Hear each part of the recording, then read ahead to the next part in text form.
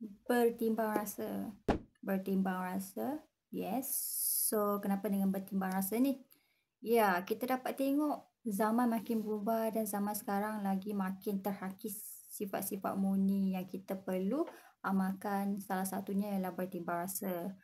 Bertimbang rasa ni dari segi apa? Let's say kalau kita ialah orang yang ada kaitan yang mana kita memberi arahan kepada orang, kita arrange kerja orang, kita kena adalah sifat ni di mana mungkin ya tak dapat disangka kadang-kadang kita punya kerja tiba-tiba jadi banyak. Tiba-tiba jadi load sangat, overload dah. Walaupun overload, kita kena pentingkan juga kebajikan kawan-kawan kita yang lain sebab mereka di bawah seliaan kita. Contohnya macam waktu rehat. Mungkin dia orang terlalu sibuk dengan kerja, rushing sana sini jadi tak teringat waktu rehat tu dah nak lepas. So why not anda sebagai orang yang ada kuasa untuk selia orang, oh Siti pergilah rehat. Dah pukul 1 ni tak apa, Siti pergi, Salma akan cover. Rehat dah makan semua, masuk, Salma pula pergi. Take turn macam tu. Nenek, kita arrange lah macam tu supaya semua orang akan ada masa untuk rehat, untuk makan. Jangan abaikan kebajikan. Walaupun mereka ialah kawan-kawan kita, jangan pentingkan diri sendirilah. Kita kat sana yang kita masukkan dengan bertimbang rasa. Dan mungkin untuk kerja, bahagian kerja, Siti dia kena buat ni, Salma kena buat ni.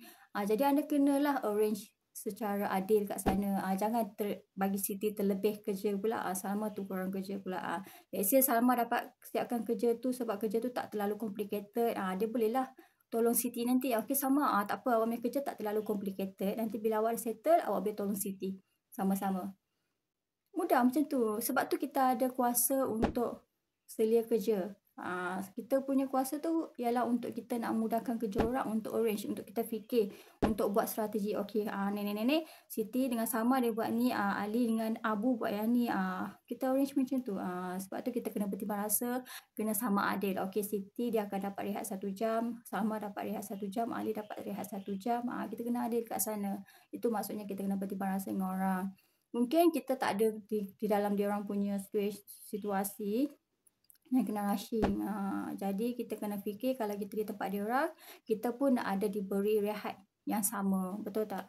Yang sama adil. So kita kena adil semua orang, kita kena fikir dia orang rehat masuk. Kalau let's say ada orang yang masuk lambat pukul 9. Okay, tadi awak masuk lambat pukul 9 kan? Okay, tak apa, nanti awak masuk balik nanti pukul 6. Okey lah, bertimbang rasa kat sana. Mungkin ada satu hari tu Ali dia pergi outstation, so dia tired sangat, dia penat sangat. Tak apa Ali, besok awak masuk tengah hari lah sebab awak outstation, awak sampai kat sini lewat malam kan. Tak apa, next day awak masuk lambat lah untuk cover balik rehat awak.